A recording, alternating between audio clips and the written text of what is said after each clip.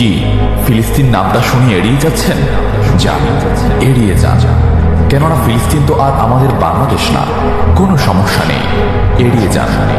কিন্তু একটা কথা মনে রাখবেন, সেই কাল কিয়ামতের দিন যখন আল্লাহ আপনাকে প্রশ্ন করবে, তখন কি করবেন? কি করবেন যখন জিজ্ঞাসিত হবেন যে কেন আপনি মজলুম ফিলিস্তিনদের পাশে থাকেননি? জানি উত্তর দিতে পারবেন না, কারণ আপনার নিজেরই জানা নেই এর উত্তর কি হবে।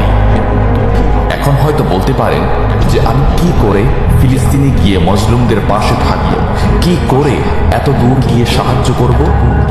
হ্যাঁ, এইরকম প্রশ্ন যদি আপনার মনে উদয় হয়ে থাকে, তাহলে অবশ্যই আপনার মনে অলসতা আর বজ্রে ভরা। এই আধুনিক যুগে অস্ত্রের চেয়ে পাওয়ার হচ্ছে মিডিয়া, তাই মিডিয়ায় বেশি বেশি করে তা প্রচার করুন। হ্যাশট্যাগের মাধ্যমে প্রতিবাদ করুন। এই ক্ষুদ্র প্রতিবাদ একদিন অনেক বড় প্রতিবাদ হয়ে দাঁড়াবে। বিজয় একদিন ইসলামেরই হবে ইনশাআল্লাহ।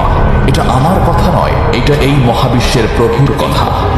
একটা কথা মনে রাখবেন, ক্ষুদ্র ক্ষুদ্র বালিকণা, বিন্দু বিন্দু জল গড়ে তুলে পাহাড় পর্বত, সাগর অতল। কি ফিলিস্তিন নামটা শুনে এড়িয়ে যাচ্ছেন? যান, এড়িয়ে যান। কেননা ফিলিস্তিন তো আর আমাদের বাংলাদেশ না। কোনো সমস্যা নেই, এড়িয়ে যান। কিন্তু একটা কথা মনে রাখবেন, সেই কাল কিয়ামতের দিন যখন আল্লাহ আপনাকে প্রশ্ন করবে, তখন কি করবেন? কি করবেন যখন জিজ্ঞাসিত হবেন যে কেন আপনি মজলুম ফিলিস্তিনদের পাশে থাকেননি? জানি উত্তর দিতে পারবেন না, কারণ আপনার নিজেরই জানা নেই এর উত্তর কি হবে। এখন হয়তো বলতে পারেন যে আমি কি করে ফিলিস্তিনে গিয়ে মজলুমদের পাশে থাকব, কি করে এত দূর গিয়ে সাহায্য করব?